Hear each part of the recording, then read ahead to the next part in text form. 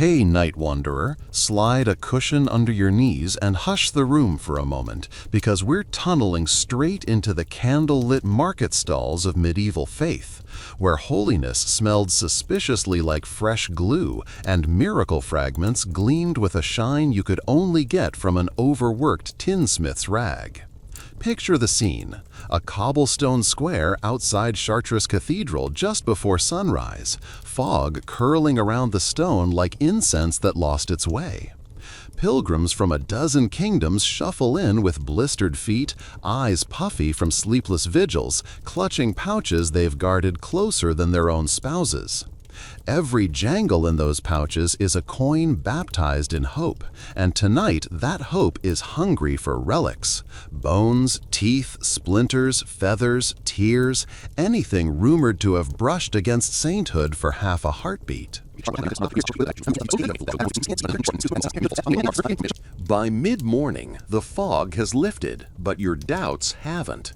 Still, there's a rhythm to the con. First, you pretend reluctance. Sellers like that. They read it as bargaining foreplay. Second, you ask for provenance. Watch their eyebrows shimmy as they weave lineages more tangled than royal family trees. Third, and this is crucial, you lean in close, sniff the relic. Real relics smell like cedar and candle wax because they've lived in reliquaries. Fakes smell like the merchant's lunch.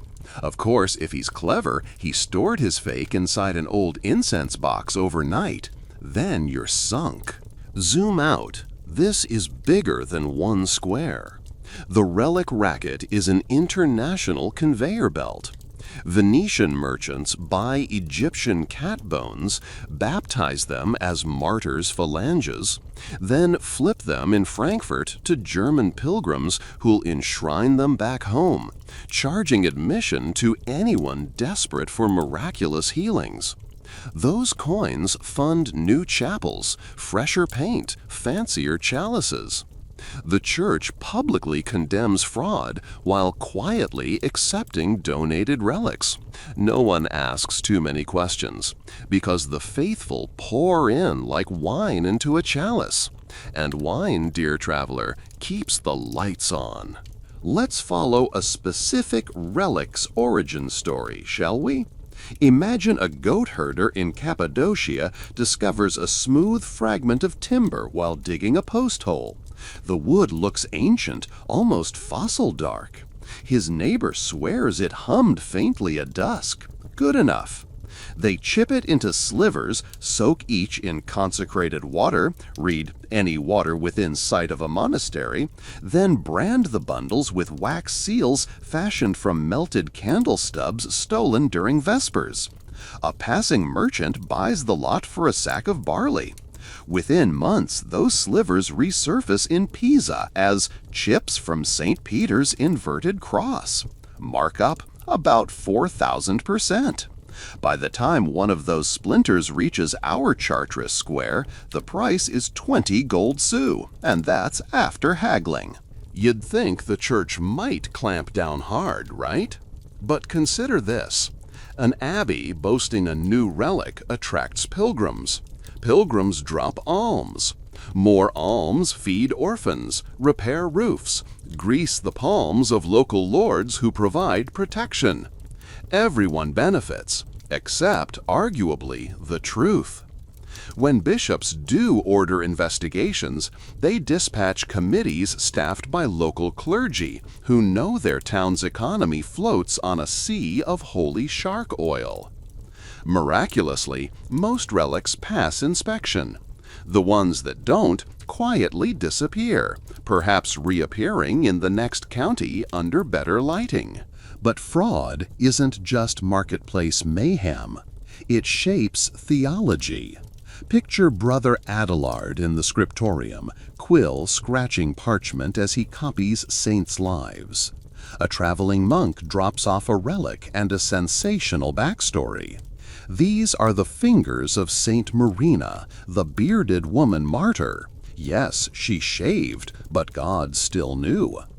Brother Adelard is no idiot. He suspects the bones are chicken. Yet he also knows an exciting relic means more copy orders for the scriptorium, which means more ink, more vellum, and fewer nights of fasting. So he edits Marina's hagiography to include an episode about her fingers remaining incorrupt. Presto, the relic is canonized in parchment before Rome even hears about it.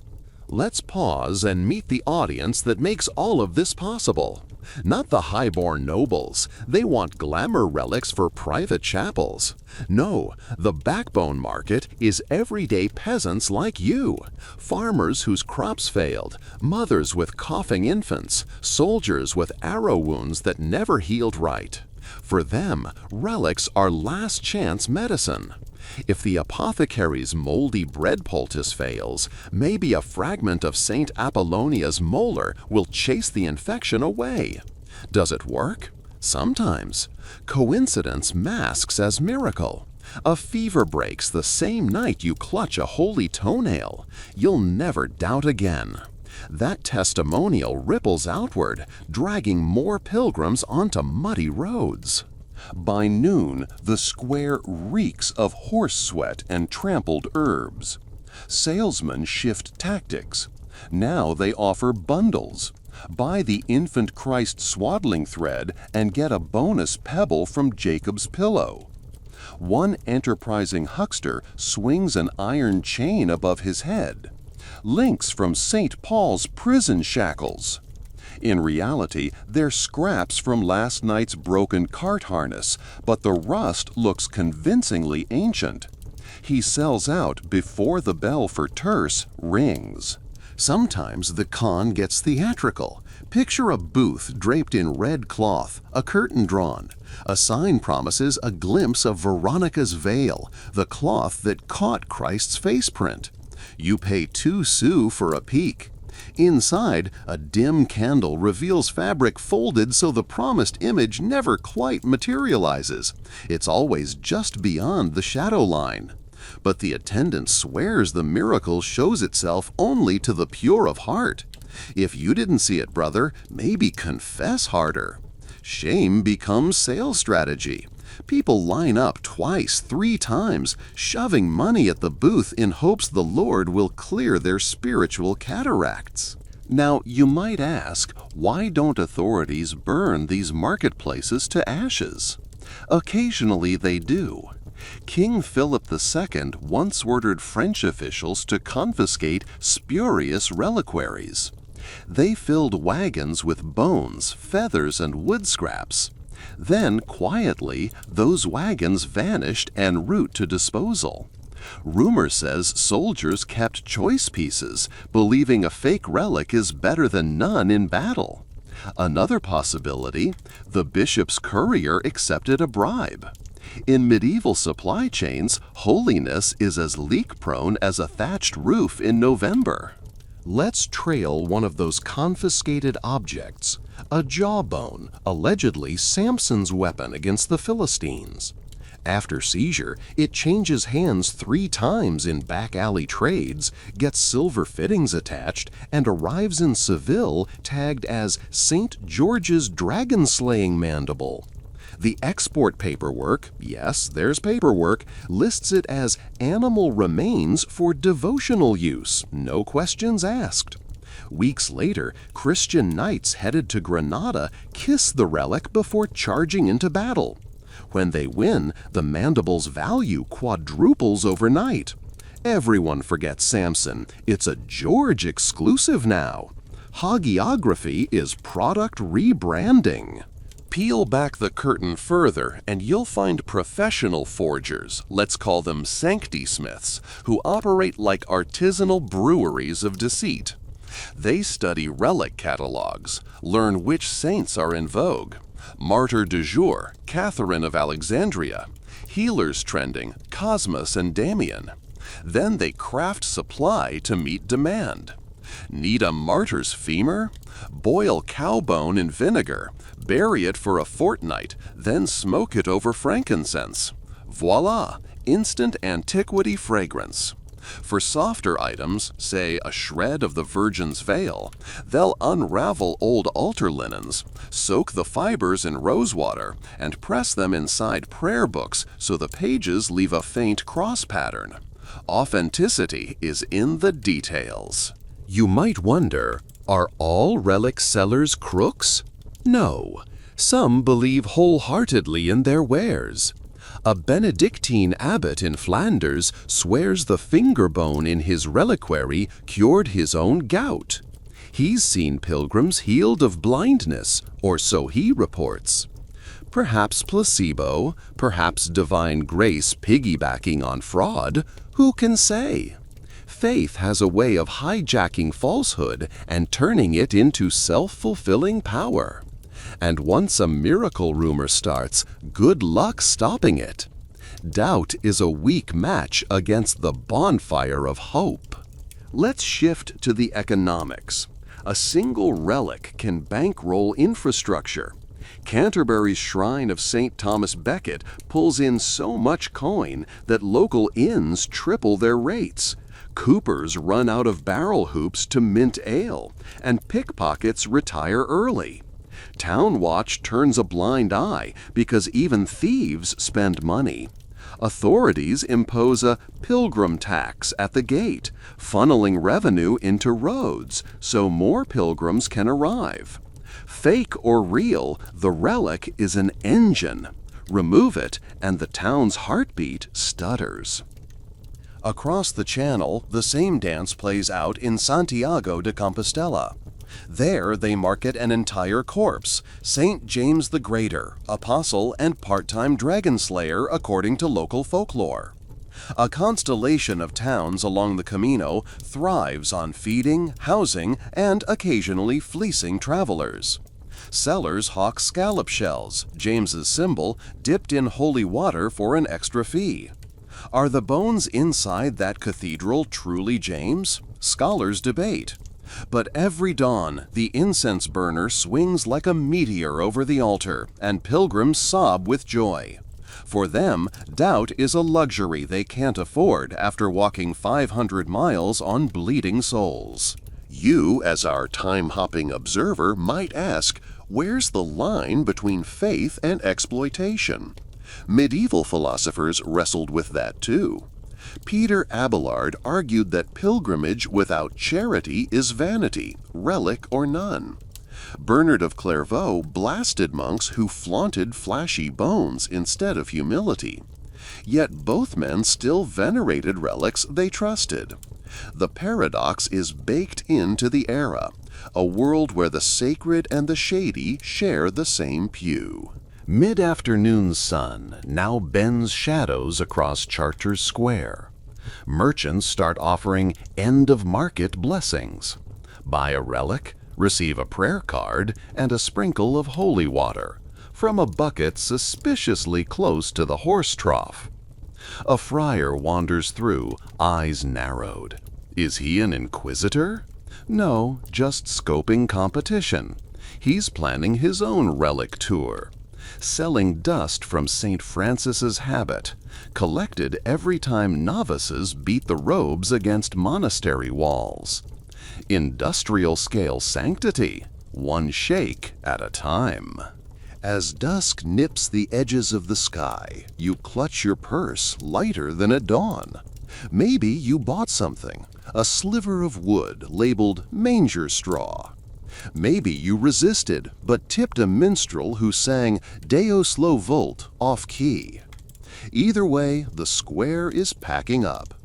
Peddlers fold stalls, relics vanish into velvet pouches, and the last pilgrims trail toward the inn, humming hymns, nerves tingling with that heady brew of exhaustion and expectation. Before we close tonight's candle, lean back and ask yourself, if you'd lived then, blistered feet dragging, plague stalking every breath, would you gamble a month's wages on a saint's toenail to keep your child alive? When faith is the only currency stronger than fear, the answer isn't as obvious as you'd like. The relic trade thrived not because people were gullible, but because hope was scarce and death was everywhere. Lamplight leaks under the inn's warped door, while snores rumble from the bunks upstairs. But down here among overturned tankards, you're wide-eyed, fingertips still tingling where that manger straw scraped your skin. Sleep can wait, curiosity can't. You ease outside, boots striking wet stone, and follow a faint trail of melody. One lone sham piping somewhere beyond the cathedral's silhouette. Past the shuttered market, you slip through an archway and find the road the relic peddlers rarely mention, the service lane that feeds Chartres' backdoor spirituality. Ox carts creak here at odd hours, hauling sacks that clink more than grain ever should. Tonight one is loading up, driver muttering as two hooded helpers pass him nondescript crates. No labels, no blessings, just straw packed tight around shapes the size of femurs. You remember the price on martyr bones earlier and suddenly realize real profit never changes hands under stained glass windows. It's counted in alleys like this, beneath gargoyles grinning at the hypocrisy. A clergyman emerges from the shadows, young, tonsured, habit pristine except for candle wax freckles down the sleeve. He signs a ledger, splashes a seal of the local prior right over yesterday's date, and pockets a purse so heavy it thuds against his thigh. Not bribery, maintenance funds, he'd argue if questioned, because parchment will later say these boxes hold beeswax for paschal candles. You watch him bless the cart with 2 casual flicks of holy water so stale it smells like gutter runoff. Then he's gone, back through a postern gate, leaving you to the night and a growing itch to follow those wheels. So you do, keeping your silhouette married to hedgerows as the cart rattles south along the Pilgrim Highway toward a Cistercian abbey that locals nickname St. Savings and Loan. Hours later, rooster light leaks across barley fields and the abbey walls rise.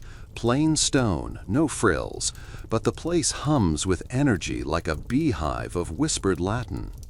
Novices haul buckets, lay brothers split kindling. Somewhere inside a scriptorium, quills already scratch.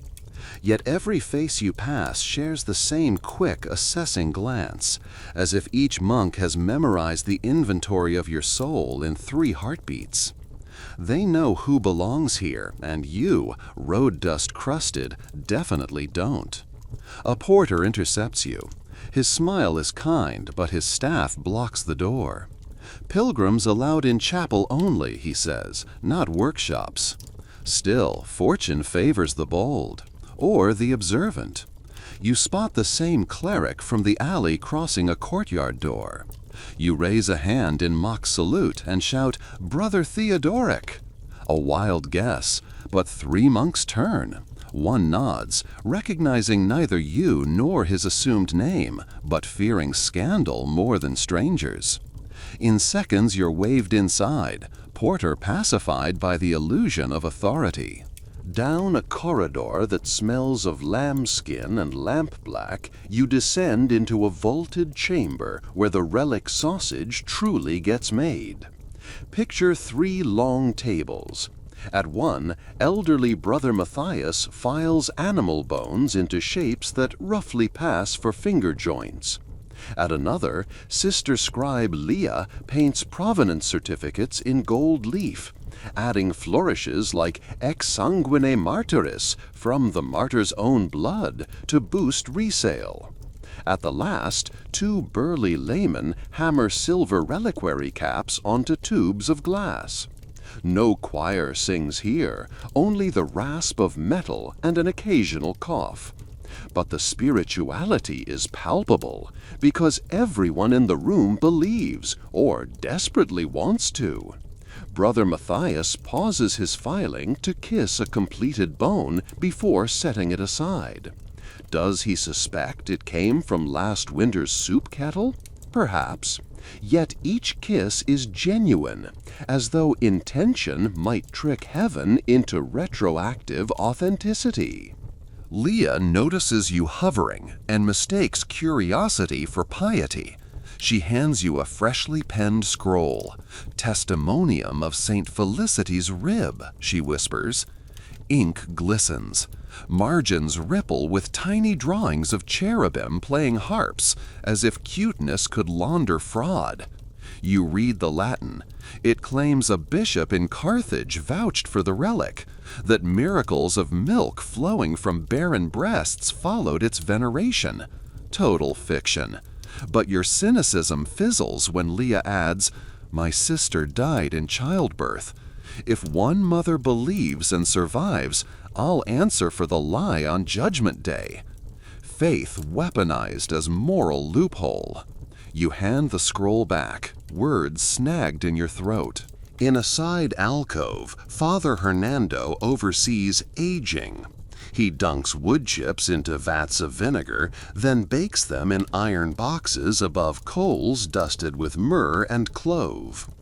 2 hours later, they emerge darker, aromatic, convincingly ancient, prime stock for Cradle of Christ slats. He confides in you, half proud.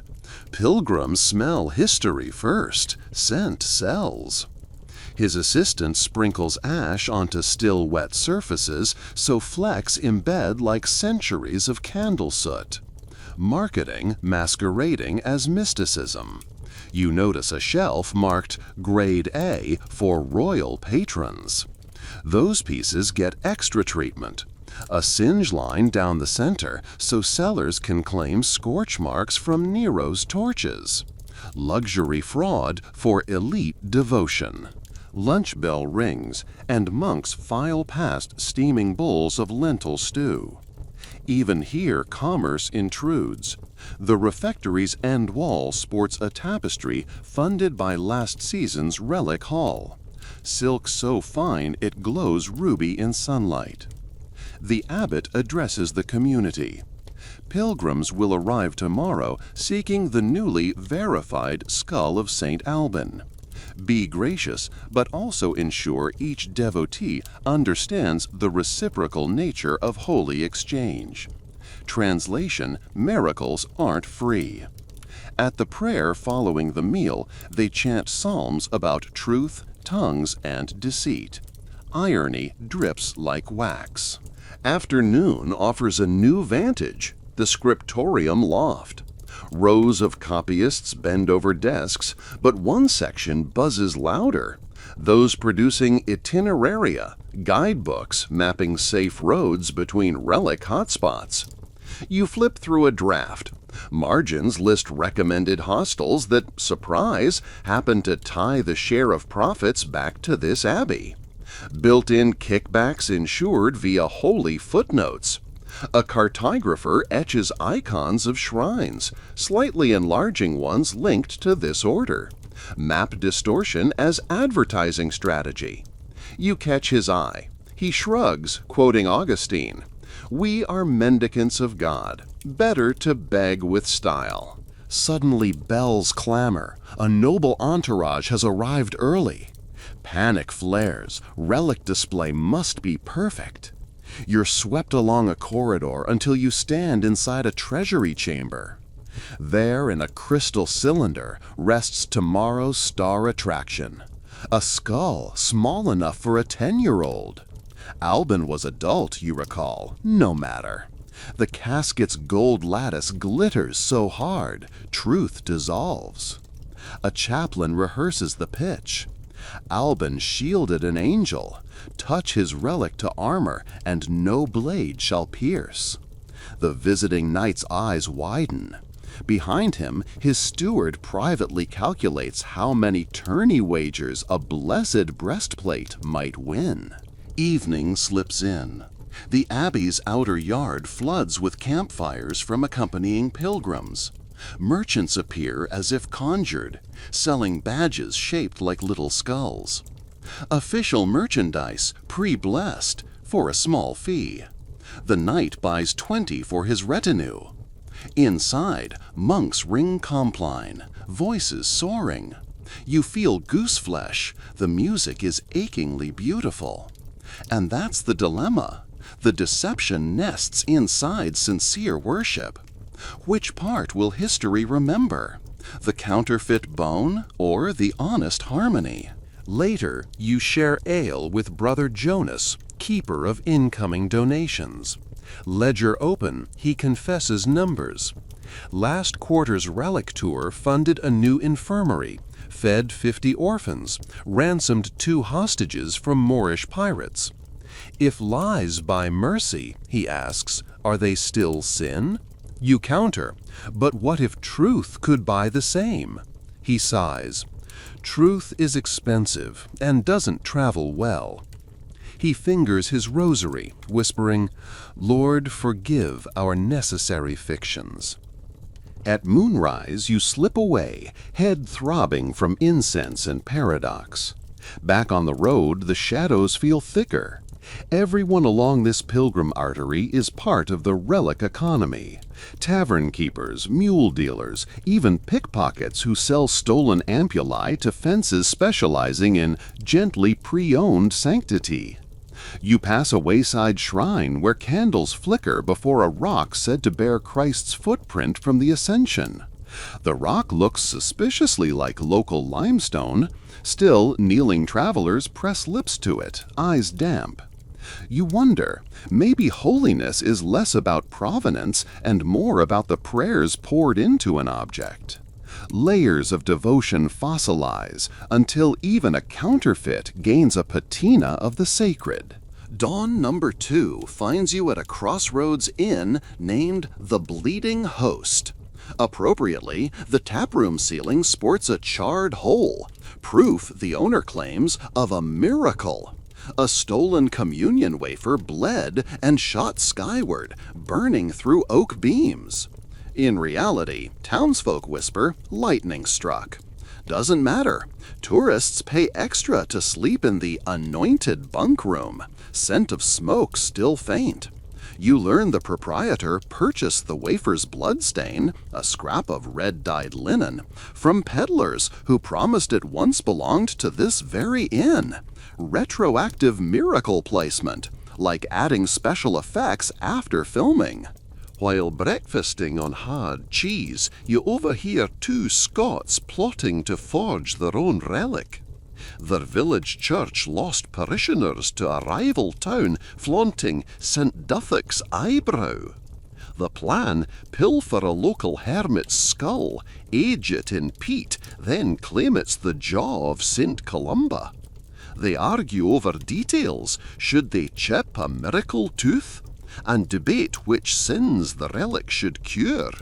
They settle on sheep plague to lure farmers. You're tempted to intervene, but their desperation mirrors everyone else's. Supply responds to spiritual scarcity the way rivers seek valleys. By midday, you tag along with Melissa, a Flemish weaver returning from Compostela. Her purse is empty save one treasure, a sliver of St. James's coffin she swears glows at night. She unwraps it. It looks dull. You say nothing. She recounts how thieves assailed her near Bordeaux, but she brandished the splinter and they fled. Coincidence? Maybe, but faith made her brave, and courage sometimes swings odds. You realize pious fraud can accidentally inject real virtue into lives. Complicated. Toward dusk, the road dips into a market town famous for relic audits. Here, traveling bishops offer on-the-spot authentication, for a fee, of course. Picture a medieval appraisal show. Pilgrims queue, relic in hand, hoping for a certificate to boost credibility back home. One bishop taps bones with a tuning fork, listening for a saintly resonance only he can hear. Another sniffs cloth for divine musk. Inevitably, most items receive a polite pending further study. Code 4, donated here and we'll investigate, then resell. Yet every 10th relic passes, usually those accompanied by generous, independent donations. A cynic might call it extortion. The bishop's clerk calls it discretionary grace. Nightfall again, brazier sparks rising like tiny souls freed from parchment lies. You sit under a wooden awning beside a juggler performing for bread. His finale? Tossing 3 gilded reliquaries aloft, catching them behind his back. Audience gasps, unthinkable blasphemy. He bows, flips one open. Inside, a walnut shell. Not all that glitters is holy, he winks, then passes a cap. Pilgrims laugh, drop coins, and leave still convinced their own relics are legit. The juggler winks at you. Truth entertains, fraud sustains. He pockets earnings and vanishes into a tavern. Exhausted, you drift behind the churchyard, settle on a stone step, and let the contradictions lull you. Somewhere between candle smoke and starlight, a thought surfaces. These relics, real or fake, are narrative anchors. They help terrified people organize chaos into story. Touch a bone, believe in meaning. Maybe that's worth the silver, the lies, the miles. Or maybe it's a tax on vulnerability. Either way, the commerce will march on until plague ends pilgrimage or printing press spreads skepticism faster than traders can rebrand. But we're not there yet.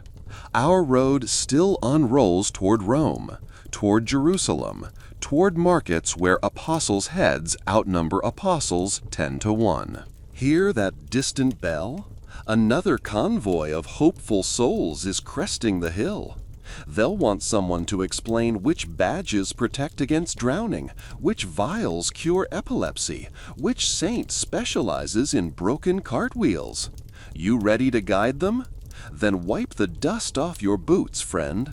We can keep wandering, south to Rome where papal politics mint relics like coin, or east to Constantinople where crusaders will soon smash altars and ship bones by the barrel back to Europe, flooding the market and crashing prices like a late medieval Wall Street. Fresh dawn spills across the Tiber like watered-down wine, and Rome wakes with the creak of vendors unlatching shutters, the clap of laundresses beating sheets against stone, the hiss of hot oil as a street cook drops dough for fritters. You arrive in this clamor half limping, half dazed, saddle sores burning, mind still echoing with last night's bells from the relic audit town miles behind. But there's no respite, not in the eternal city. Here the hustle is holier, the lies more lyrical, and the stakes so high they brush the gates of heaven itself. Look up. Papal banners flutter above Castel Sant'Angelo, crimson keys of St. Peter on white cloth, insisting authority is absolute. Look down. A barefoot friar hawks authentic olive leaves from Gethsemane, bundled with a prayer in mismatched Latin. The contrast is the point. Rome is a furnace. Drop faith in, and it melts into coin, icon, or crusade, whichever pays better this season. A crowd eddies around Trajan's column, where a silver-tongued Dominican named Brother Giacomo has set up a portable pulpit. He waves a tiny wooden box, claims it holds hair from Mary Magdalene's scourged scalp, guaranteed to cure nightmares and impure thoughts. His voice carries like a trumpet, but you spot the ruse. The lock securing the reliquary is wax, not iron, and the wax bears yesterday's seal from a vinegary Cistercian desk you've seen before. Supply chain synergy, monastic edition. A constable circles, more interested in the tin plate filling with denarii than the box's contents. Rome taxes street sermons, the papal treasury gets a slice. Brother Giacomo drops a coin in the constable's hand mid-oration and keeps preaching. Transaction complete. Piety continues. You drift toward the Borgo district, where relic vendors operate from back rooms disguised as laundries. In a dim shop redolent of wet wool and lavender, a woman nicknamed La Miracolista produces her top-shelf wares.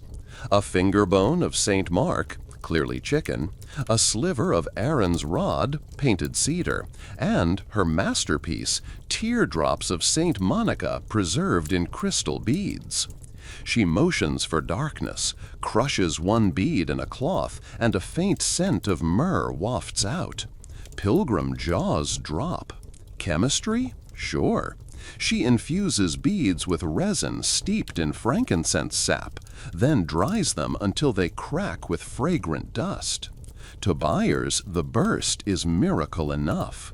You ask her privately whether she ever fears eternal repercussions. She smiles, gold tooth gleaming. If God didn't want a market, he wouldn't have made so many desperate pockets. She points toward St. Peter's Dome. Besides, the biggest wholesalers live up there. She laughs, pockets your curiosity like another coin. Noon. Heat shimmers above cobbles while a procession clanks across the Ponte Sant'Angelo. Swiss guards, velvet-clad cardinals, and in their midst a gilt casket on sedan poles. Rumor flashes ahead of them, relic of Saint Longinus, the very spear that pierced Christ, now arriving from Constantinople as diplomatic gift. Crowds surge, pilgrims drop to knees. But merchants you met earlier grin wolfishly. They know the backstage script. 3 years ago, that same spear point was donated to Venice. 5 years before, imperial soldiers paraded it in Antioch. The relic world runs on a curious math. One spear, infinite tips, each legitimately whole if story says so. Here comes iteration number 4, repackaged with new filigree. You squeeze beside a black-robed Jesuit who murmurs, "Fodder for faith." His eyes, however, dart like an accountant's, calculating indulgence revenues once the spear anchors a new chapel. Relic as venture capital. Evening paints Rome blood orange when you climb the Scala Santa. 28 marble steps pilgrims ascend on knees, believing Christ himself once trod them in Pilate's palace. Vendors flank each landing, selling certificates stamped with the Lateran seal. One certificate grants 9 years remission of purgatory. Add a donation, and it rounds up to a jubilee's worth. You notice a scribe quietly re-inking the same wooden block to print seals faster.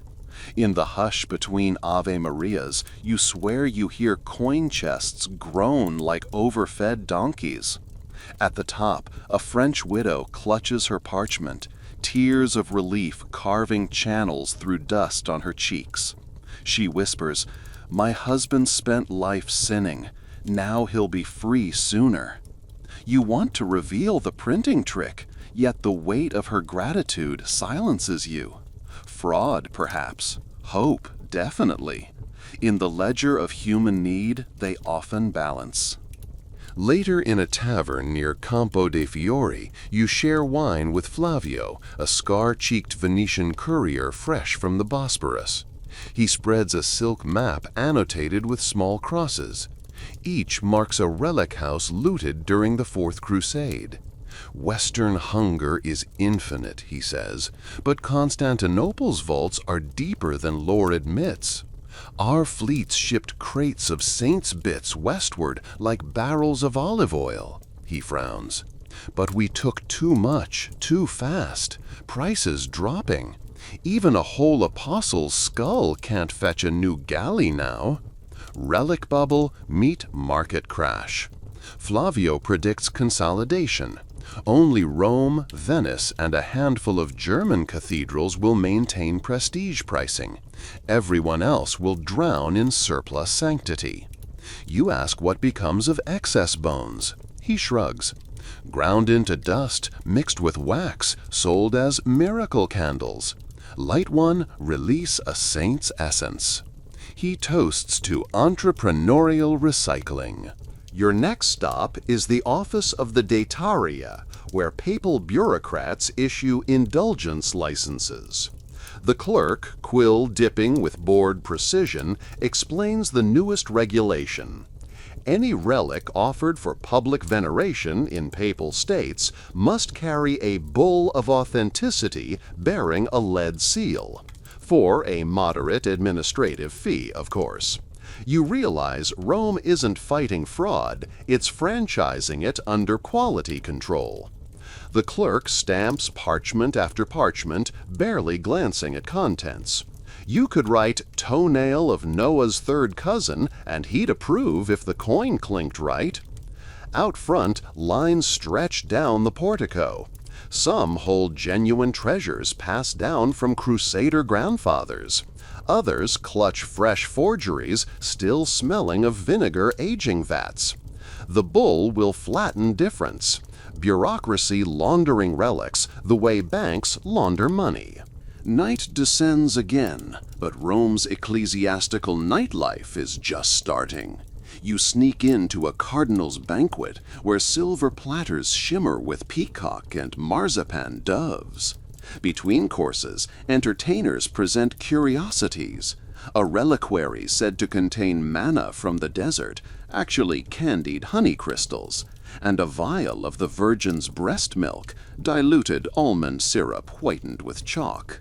The cardinals applaud politely, wagering among themselves how long before each miracle is debunked by rival factions. Relics here serve another function: political bullets. Discredit a foe's relic, weaken his patronage network. You watch alliances shift over goblets of Malvasia. Holiness as chess piece. When you finally stumble to the streets, stars prick the sky like holes in a vast reliquary lid, and you choose east. Beyond Rome lies Apulia, then ships to the Levant. If you crave the raw supply at its source, you must chase the relic route backward, where Crusader greed first cracked open Byzantine treasuries. Along the Appian Way, you join a caravan of Lombard merchants hauling bolts of wool and boxed icons destined for Crusader states. Their leader, Bianca, confides she's smuggling 2 phials of John the Baptist's blood, harvested from pig intestines dyed with madder. She's nervous not about papal customs, but about bandits who might break the glass and sniff out pork. Odd, she laughs, a swine's gut more valuable than gold.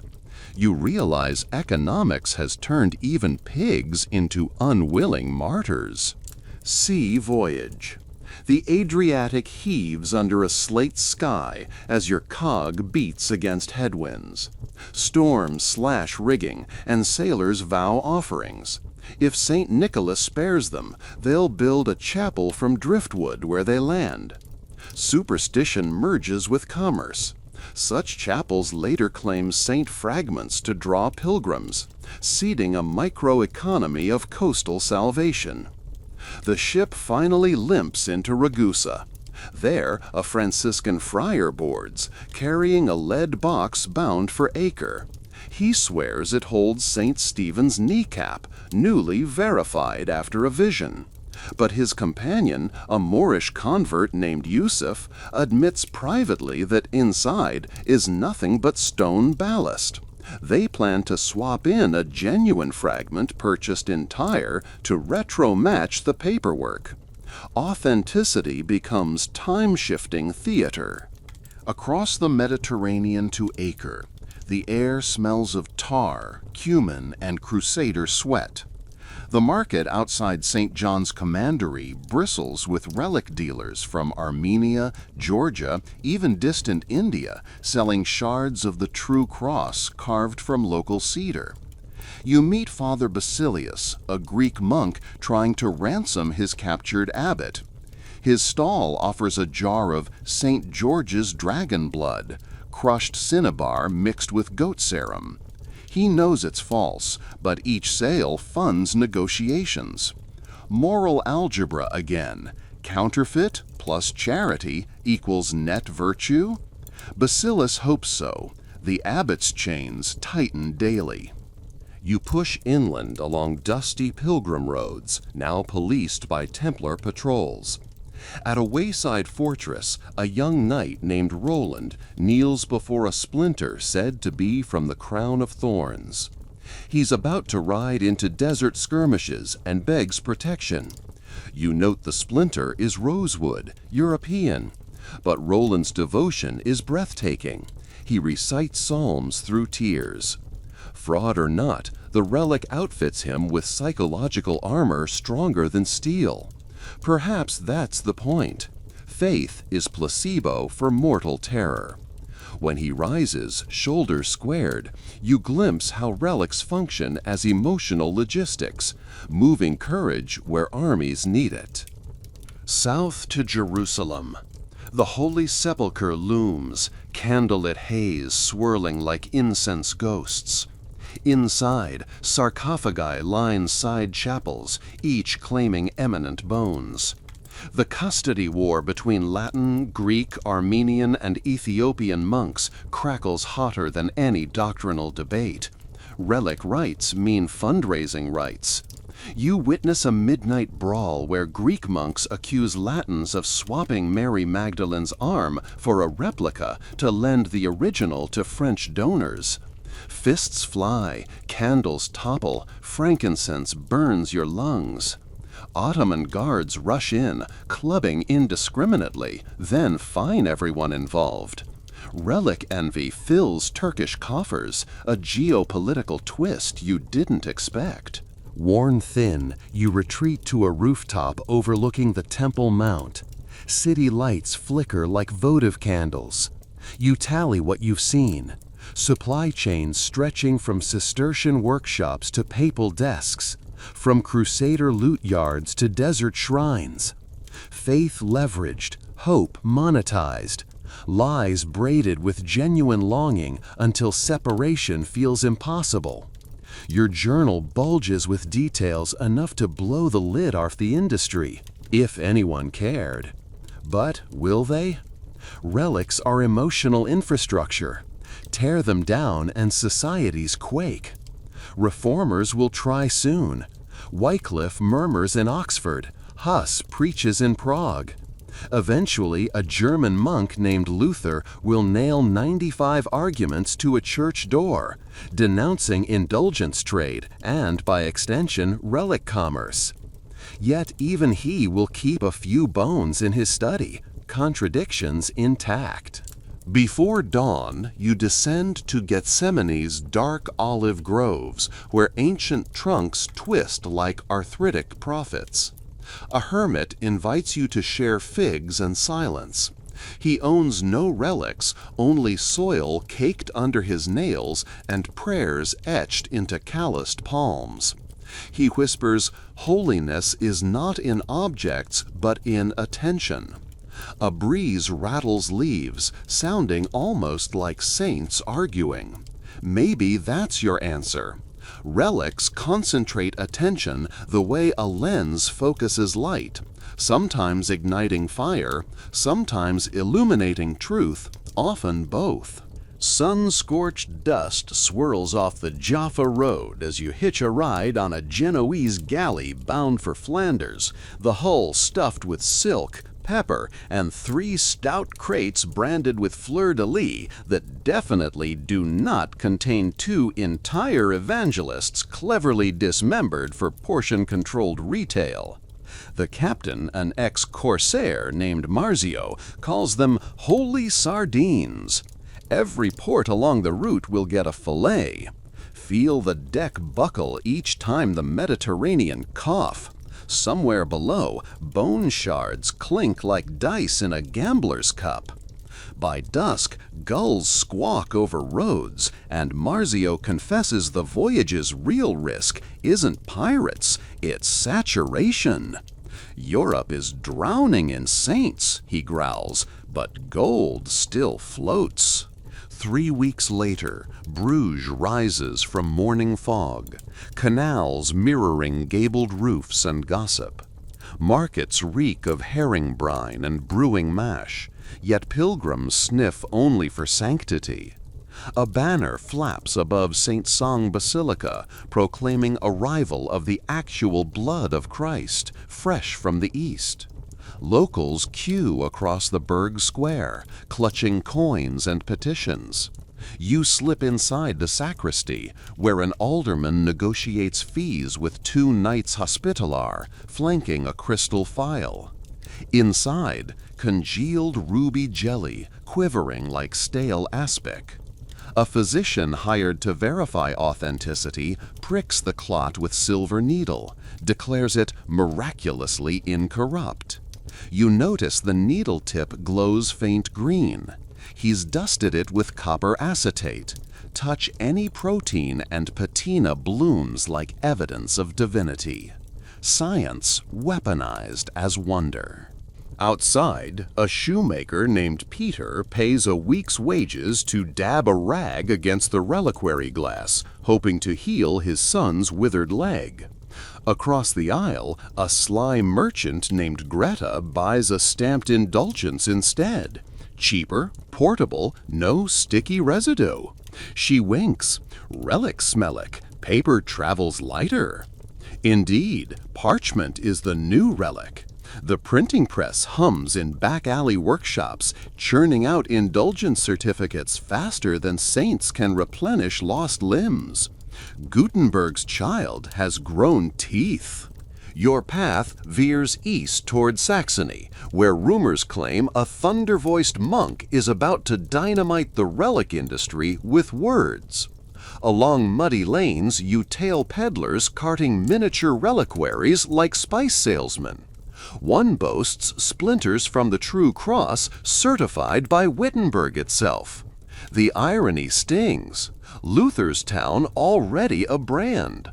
At an inn in Erfurt, you share stew with Hans the Limner, who paints relic portraits for catalog broadsheets. Customers love a preview, he says, dabbing ochre onto a woodcut of St. Bartholomew's skin, artistically draped like a fashionable cape. Marketing has entered its renaissance. Approaching Wittenberg on an icy dawn, church bells clash with hammer blows. Townsfolk scurry, not for mass, but for gossip nailed to a door. You squeeze through the crowd and read Martin Luther's 95 Theses, freshly inked, fluttering like a battle standard. Point 27. They preach only human doctrines, who say that as soon as the money clinks in the money chest, the soul flies out of purgatory. The onlookers gasp, some cheer, relic vendors pale. This is the theological equivalent of pulling the rug from under every bone box in Europe. A boy shouts, "Does this mean my pilgrimage to Aachen was useless?" His grandmother cuffs him. Faith, like wine, ferments with age. Inside the castle church treasury, Prince Frederick the Wise guards his vast relic hoard. Milk of the Virgin, straw from the manger, a feather of the Holy Spirit, helpfully labeled non-corporeal. Altogether worth 1,902,202 years of indulgences by the official tally. Frederick listens to Luther's challenge with a collector's dread. His relics are investment portfolios. Depreciation isn't an option. He orders scholars to draft counter-arguments defending the medicinal value of sacred objects. Relic rebranding as therapeutic sacramentals. Think holy wellness industry. You retreat to the tavern Zum Schwarzen Bären, where students debate over tankards. One recites Erasmus. It would be no less pious to swear by the fingernail of a martyr than by the living God. Another counters. But Erasmus never healed a gouty foot, did he? Experience versus scholarship, always the duel. A traveling juggler distracts the room by producing a vial, claims it holds St. Paul's last tears, caught at Nero's sword. He juggles it between torches. Crowd gasps at his daring, then showers him with coins. Even in Reformation's cradle, spectacle still sells. Northward now, tracing the trade arteries to Denmark, where King Christian II sponsors relic expos to fund Baltic wars. On a salt-blasted pier in Copenhagen, wooden crates unload. One promises a molar of St. Olaf, popular among fishermen seeking storm insurance. Bishops bless each crate, then quietly levy import taxes. You notice a ledger marking expected miracles versus projected revenue. Divine accounting. Winter locks the Baltic, so you cross to England. Canterbury Cathedral's spires stab gray skies, yet inside, the shrine of Thomas Becket gleams with jewels as thick as barnacles. Pilgrims shuffle, bells jingling on hats, until suddenly royal officers barge in. Orders from Henry VIII. The relics are to be seized, treasure confiscated, sainthood annulled. Monks wail as gold plates are pried off, bones carted away. A small boy picks a ruby fallen in sawdust, slips it in his mouth, later sells it behind the cloister for a halfpenny. Thus does Reformation trickle down. You follow the wagons. Henry's men dump Becket's bones in an unmarked pit by the Stour. Proclamation reading, "No miracles here." Yet candle stubs reappear nightly at the riverbank. Faith, like weeds, finds cracks. In London, you tour St. Paul's nave, now ringed with empty pedestals where relics once stood. A pamphleteer hands you a discovery of the holy cheats, railing against bargain basement bones. His press uses cheap ink that smears on your fingers. See, even iconoclasm stains. Nearby, clandestine Catholics huddle around a hidden reliquary containing St. Margaret's hand. They risk fines to kiss it, exchanging whisper-coded invitations. Relics morph from public commerce to underground resistance, contraband, holier for its illegality. West to Spain. Santiago de Compostela pulses with pilgrims despite whispers that the tomb may actually hold a 4th century Priscillian heretic. Does it matter? The Camino is conveyor belt for penitents whose sins weigh more than their skepticism. At an albergue you meet Inez, a seamstress walking barefoot from Navarre to pray for her sister's safe childbirth. She's heard the bones might be misnamed, but shrugs. God knows who I mean. Sometimes authenticity is a luxury. Need is cheaper. You detour south to Seville, where New World silver floods docks, inflating prices even for sanctity. Conquistadors sponsor gilded reliquaries, jaws of St. Jerome clad in Andean gold, femurs framed by emeralds from Colombia. A Dominican friar lectures that God directed these riches across oceans to glorify his martyrs. Skeptics mutter that melted idols now house Christian ones. Imperial theology is efficient rebranding. Swap gods, keep gold. Across the channel again to Paris, where the crown of thorns sits in Sainte-Chapelle. Crowds gape at ruby-light windows, while canons collect offerings in velvet bags. You spot an artisan repairing thorn reliquaries, chiseled from river reeds, dipped in resin, then rolled in desert dust to mimic ancient Judean sand. 10 sous gets you a contact relic, touched to the actual crown. Fractional holiness, invest small, profit big. French wine loosens tongues. At a left bank cellar, scholars debate incorruptibility. A surgeon claims to have dissected St. Catherine's hand, found arsenic and myrrh preserving tissue. Ancient embalming mistaken for miracle. A poet retorts, Even if saints pickled themselves, who supplied the spices? Providence. Laughter foams over cups. Truth and zeal swirl like lees, both stain lips. Toward Switzerland, the air thins, wallets thicken. Pilgrims pay tolls at every bridge, each staffed by cantonal priests blessing purses for a fee. In Zurich, Zwingli's reformers burn reliquaries in public squares, while merchants salvage precious metals from the ashes. Holiness becomes scrap value. You pocket a warped silver filigree fragment, once embraced a saint's tooth, now anonymous art. Value is a story we tell silver. Change the story, melt it down.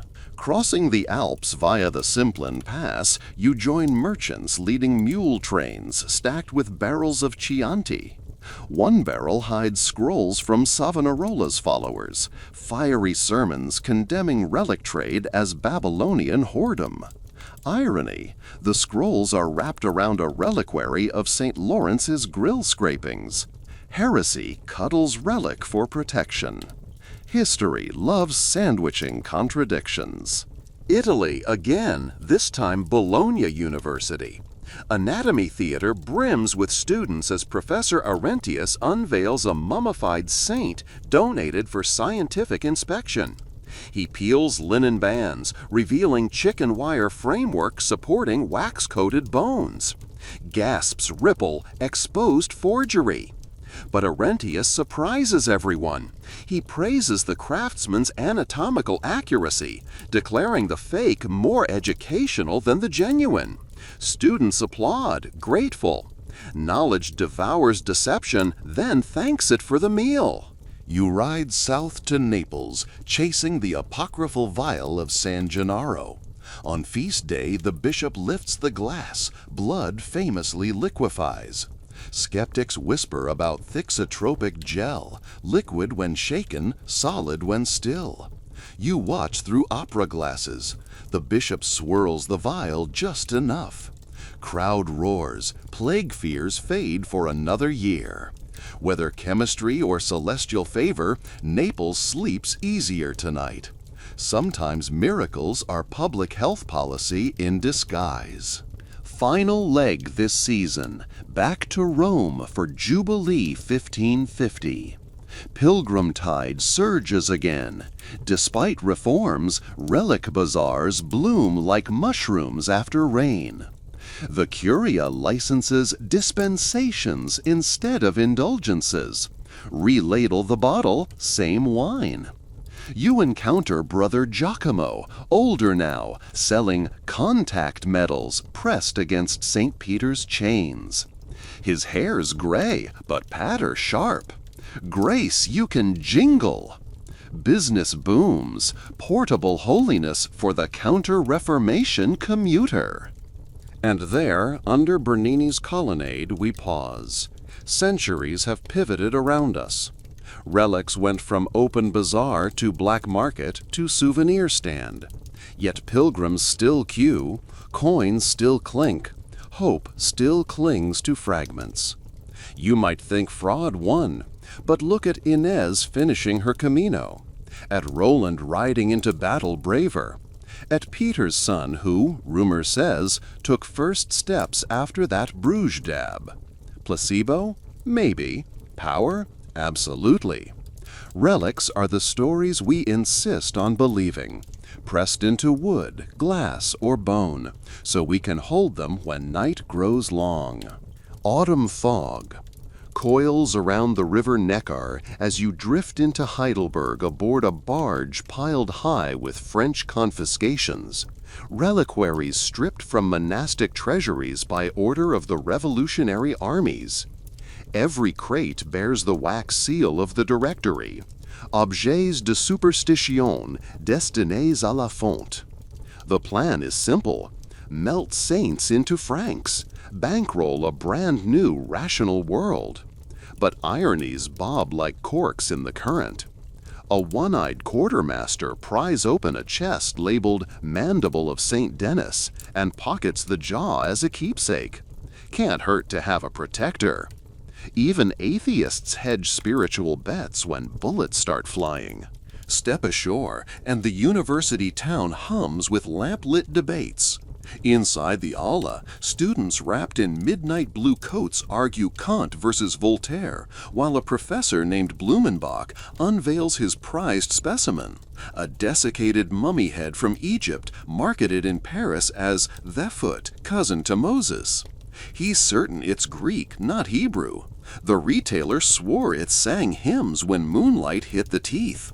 Blumenbach smirks. Relic commerce hasn't vanished. It's just traded confessionals for cabinets of curiosity.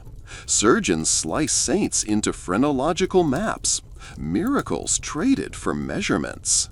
Northward now to Mainz, where Gutenberg's heirs run presses all night, producing tracts titled RELICS, Relapse of Reason. Pamphlets flutter like migrating starlings across the Rhineland, proclaiming that holy bones are nothing but calcium and credulity. Yet in candle-smoked side chapels, widows still kneel, pressing rosaries to glass coffers holding fingers slimmer than a sparrow's wing. Skepticism and need clasp hands under the same vault. Across the border, Strasbourg's cathedral stands stripped of statues by Jacobin zeal. Except one alcove the workmen feared to touch, a reliquary claiming the last breath of Saint Odile, captured in a crystal ampulla. How do you melt a breath? They left it, and locals sneak in nightly, whispering petitions to glass that no longer fogs. You hitch a mail coach to Paris, rattling through avenues still scarred by guillotine gossip. At the Pantheon, Foucault's pendulum arcs in perfect rational swing, while beneath, a secret chamber stores the bones of saints confiscated from Saint Genevieve. A custodian lets you peek. Crates stacked like wine casks, each chalk-marked with a number, no names. The Revolution nationalized eternity, but bureaucracy misfiled it. Somewhere in that tangle, Saint Genevieve herself waits, anonymous as any peasant. Evening finds you at Café Procope, sipping bitter chicory with pamphleteer Henri, who boasts of owning Voltaire's peninsula bone, scalped from the philosopher's exhumed corpse to mock relic cults. He wears it as a snuff-box lid, blasphemy haute couture. Yet when thunder cracks, Henri fingers the bone the way gamblers touch a lucky coin. Superstition is the mold that regrows when reason's shutters close. East again, Vienna glittering under gas lamps. Emperor Francis II sponsors a sanctity audit of Habsburg relic collections. Court scholars in perukes perform acid tests on splinters of the true cross. Oak dissolves, cedar endures.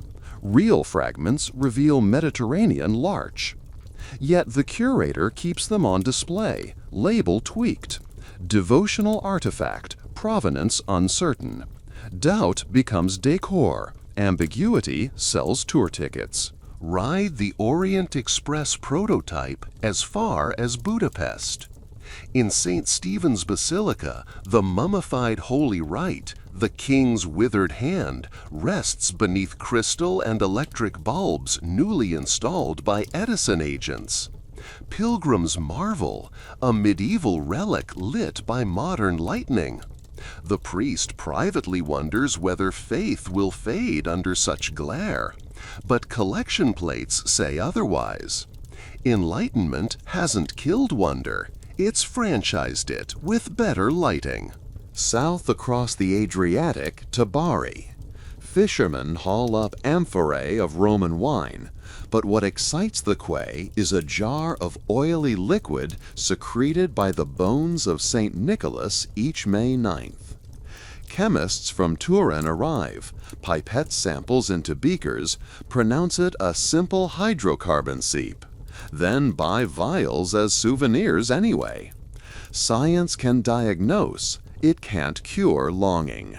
Step into the 19th century boom of railroads. Trains compress pilgrimages from months to hours. Relic sites rebrand as tourist destinations. Lourdes erupts onto the map after Bernadette's visions. Within a decade, souvenir vendors line tracks hawking glass bottles shaped like Madonna silhouettes, ready to be filled with spring water. You follow a carriage of the chemin de fer de midi packed with Belgian miners singing hymns louder than the locomotive's whistle. Many limp out of the grotto just as crippled, yet leave lighter for having been touched by possibility. Placebo is pilgrimage's twin, both wearing the same halo. Across the Atlantic now, on a coal-belching steamer, Ellis Island throbs with immigrants clutching modest relics, medals kissed against altars in Palermo, soil from Krakow cemeteries, a splinter claimed from Calvary, but more likely a Sicilian orange crate. Customs officers shrug. Faith is non-dutiable cargo. In New York's Lower East Side, pushcart vendors adapt quickly. 5 cents buys a St. Anthony pocket relic, guaranteed lost object recovery or money back. The industrial age has perfected scalable holiness. Head inland on the newly laid rail lines. Chicago's 1893 World's Columbian Exposition dazzles with electric arcs and belly dancers. Yet tucked behind the Midway is the Hall of Ecclesiastical Antiquities, curated by a dodgy Monsignor Caruso. He hired Pinkertons to guard a reliquary claiming shavings from the column of flagellation. Visitors file past, some for piety, others for curiosity, all depositing coins in a brass box shaped like a cherub with outstretched palm. Fair organizers track attendance metrics. Relics become data points in emerging consumer analytics. Leap south to Mexico City, where revolution simmers. At the Basilica of Guadalupe, Juan Diego's tilma image draws millions. Skeptical liberal politicians commission German chemists to test the pigment. Results ambiguous, devotion undimmed. Vendors outside shift strategy, sell photographs of microscope slides purportedly showing the Virgin's reflection in Diego's pupils. Micro-relics for a micro-aware world. The farther science drills, the deeper wonder burrows. Turn west across the Pacific. Missionaries in Manila exchange relics like diplomatic currency. Spanish friars gift fragments of St. Ignatius Breviary to Filipino elites to cement alliances. Local artisans carve reliquary frames from narrow wood, inlay with mother-of-pearl shaped into tropical vines. A fusion of Iberian martyr and Tagalog myth. Relics adapt languages faster than conquerors. Hop north to Nagasaki, 1865. Hidden Christians, Kakure Kirishitan, emerge after centuries underground, producing tattered reliquaries. Tiny papers inscribed with Latin phonetics they no longer understand, wrapped around lotus seeds. To them, the very sound of forgotten prayers is a relic, preserved through oral mispronunciation. When French priests offer real relics from Europe, some accept, others decline. They already have what they need, the echo of survival. Cross Siberia via the Trans-Baikal. Tsarist prisons ship out dissidents while hauling in church treasures for St. Petersburg. In Irkutsk, a train derailment scatters crates into snow. Locals salvage gilded bones to use as sled runners for children. Somewhere in the Urals, St. Cyril's rib cage becomes a fireplace poker. Relics demoted to tools, yet even as embers spark, villagers cross themselves. Sacrilege braided with superstition, like smoke with pine resin. Arrive in St. Petersburg, 1905, city on the edge. The Winter Palace Chapel unveils the skull of St. Alexander Nevsky encased in Fabergé enamel. Crowds gather, not for sanctity, but for gemstones. Meanwhile, Marxist pamphlets mock diamond-studded craniums as opiate of the masses. Yet one young Bolshevik pockets a tiny saint medal for my babushka. Ideology bows to grandma. Revolution shatters icons. Lenin's decree nationalizes church property. Relics destined for Museum of Atheism.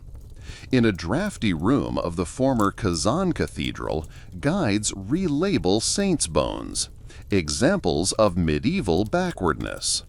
Schoolchildren giggle at mummies behind glass. But janitors report that flowers continue to appear each morning beside the reliquary of Saint Seraphim. No one admits to placing them. Belief is the ink that seeps through redacted lines. War drums roll across Europe. 1914, Belgian refugees flee with tiny reliquaries sewn into clothes, slivers of St. Hubert to protect from rabies, ironically powerless against shrapnel. Trenches in Flanders witness chaplains distributing contact cloths touched to the Shroud of Turin. Even gas masks cannot filter hope. Shift to Turin, 1931, where the shroud undergoes photography with infrared plates. Negative images reveal haunting visage. Skeptics cry hoax, believers hail proof. Newspapers print both reactions side by side, and souvenir shops triple sales overnight. Publicity is the new pilgrimage. World War II. Hitler's agents loot European reliquaries alongside art. Himmler dreams of Nazi cult museum. In the Alps, monks of Engelberg hide the skull of Saint Maurice in a cheese cellar, swapping it with a cow vertebra for the inventory log. The Allies later recover crates of relics. Provenance tangled. Many never return to original shrines, spawning modern black market webs. Post-war highways pave new routes. Station wagons stuffed with kids in dungarees queue at Sainte Anne de Beaupré in Quebec. Souvenir license plates and glow-in-the-dark rosaries imitate relic fervor. Commercial radio jingle, drive home a blessing. Devotion becomes road trip attraction. 1969, Apollo 11 lifts off. Astronauts pack micro-relics. A Vatican-blessed medal of St. Christopher. A venerated cross from Eisenhower's personal chaplain. When Neil Armstrong steps onto lunar dust, humanity's relic tradition sets foot too. Sanctity now orbits. A Houston engineer jokes they should leave a bone fragment on the moon to claim it for Christendom. Instead, they deposit only a silicon wafer with goodwill messages. Digital relic precursor. 1978. Shroud re-examined with carbon-14. Results date cloth to medieval era. TV screens flicker with headlines, Faith fabricated? Sales of shroud postcards dip briefly, then rebound. Controversy lures tourists better than certainty. Skeptical pilgrims still buy keychains. Nobody frames carbon dates on the wall. Enter the Internet age. eBay launches a Relics and Reliquaries category, soon swarming with auctions. Piece of Noah's Ark, looks like cedar. Saint Padre Pio globe fibers. Vatican issues guidelines, no body parts online. Sellers relabel bones as educational specimens. Devotion shapeshifts into PayPal receipts. You trace one shipment across oceans. DHL box from Manila to San Jose containing second-class relic of St. John Paul II, a bit of cassock cloth. Customs scans it, waves it through. At a Silicon Valley startup, programmers pin it above a whiteboard labeled Move Fast and Break Sin. Tech mysticism wearing hoodies. Virtual reality leaps in. A Barcelona firm creates digital twins of Sagrada Familia's relic cache. Pilgrims strap on headsets, walk through chapels, click to receive indulgence QR codes. Some theologians protest gamification, others hail access for the disabled. Pixels soak up holiness like any other substrate. And so tonight you stand in an LED-lit warehouse in Shenzhen where 3D printers churn out clear resin reliquary capsules pre-filled with a speck of Jerusalem soil and NFC chips linking to blockchain certificates of authenticity. A sales rep beams unhackable holiness. He offers bulk rates. Nearby, workers glue fragments of denim claimed to be from Pope Francis's jeans, actually factory offcuts, into plastic crosses destined for megachurch bookstores in Dallas. Yet across the globe, candlelight still flickers on worn marble. In Ethiopia's Lalibela, priests guard rock-hewn churches, each holding age-blackened crosses believers kiss from birth to grave. No hologram replicates the cool iron against lips. In Kerala, Syrian Christians process under monsoon skies, carrying splinters from Apostle Thomas. Raindrops batter brass lamps, faith refuses to extinguish. What have we witnessed? Revolutionaries melting relics, scientists X-raying them, dictators stealing them, tech bros tokenizing them. Yet always someone kneels. The relic market mutates like a virus, evading every vaccine of skepticism. Maybe that's its secret. Relics are shape-shifting mirrors, reflecting each era's hunger, salvation, data, prestige, likes. Dawn breaks over the Pearl River Delta as factory sirens wail. You pocket one resin capsule. Souvenir or sacrilege? Depends who asks. A cargo drone lifts pallets toward cargo ships. Soon, digital-ready relics will crisscross hemispheres faster than Plague Corps trebuchets ever dreamed. The pilgrimage path now loops through fiber-optic cables, airport lounges, unboxing videos. But journeys are measured in stories, not miles, and we still have roads before us. Shall we trail that blockchain relic to the living room mantle that buys it? Peek into biotech labs trying to CRISPR saint DNA? Watch space tourists carry metals to Mars? Or return to small villages where a single dusty reliquary still anchors an annual feast? Neon rain drizzles across Seoul's Gangnam district as you slip through a tide of umbrellas toward the basement lecture hall where a startup called Relic Region promises to marry resurrection with subscription billing. Inside, holoscreens shimmer violet. A presenter in lab coat meets streetwear greets the crowd with "Annyeong, seekers," and cues a looping animation. A single cell dividing, flashing, morphing into a replica of St. Cecilia's cochlea. CRISPR-edited faith, they claim, will hit market next quarter. Microscopic organoids encoded with saintly DNA sequences lab-lifted from centuries-old bone powder. Scan a QR code, squirt the culture into a proprietary sanctuary terrarium, and watch holiness proliferate on your kitchen shelf like sourdough starter. Investors clap. One asks about regulatory hurdles. The CEO smiles. We're selling devotional art, not medical product. The slide behind her reads, Miracles as a Service. You duck out before the Q&A. Across the street, a convenience store's glass door tink-tinks open and shut for an endless procession of salarymen buying canned coffee. At the register hangs a gacha machine labeled Random Relic Capsules, 1,000 yen. Insert a coin, twist the knob, receive a plastic sphere containing either a plastic charm or, if luck or providence leans your way, a micro-fragment of martyr bone certified by an algorithm. The fine print, probability of genuine relic 0.2%, blessings not guaranteed. A teenager in a BTS hoodie dumps an entire roll of coins into the machine, chasing Grace like loot in a video game. When he cracks open a dud, just a rubber halo, he shrugs and posts the disappointment to TikTok. The clip garners 50,000 likes in 10 minutes. Even failed relics have traction now. Midnight flight to Dubai, turbulent over the Himalayas. You share a row with a data ethicist subcontracting for several Gulf monarchies.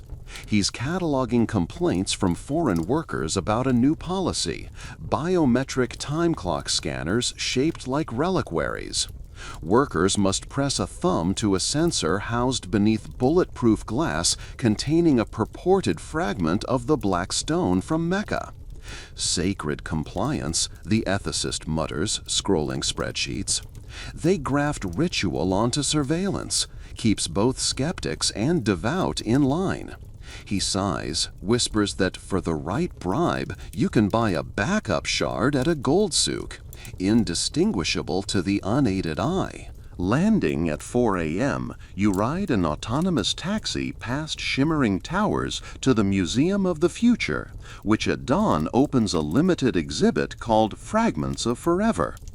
The show's marquee piece, on loan from a Swiss vault, is the so-called Graphilax, a Renaissance reliquary rumored to contain an eyelash from Mary Magdalene.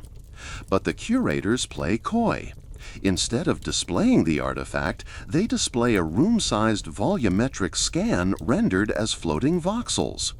Visitors VR visors and walk through enlarged trabeculi of the magnified eyelash, like astronauts exploring cosmic dust. At the center hovers a shimmering inscription.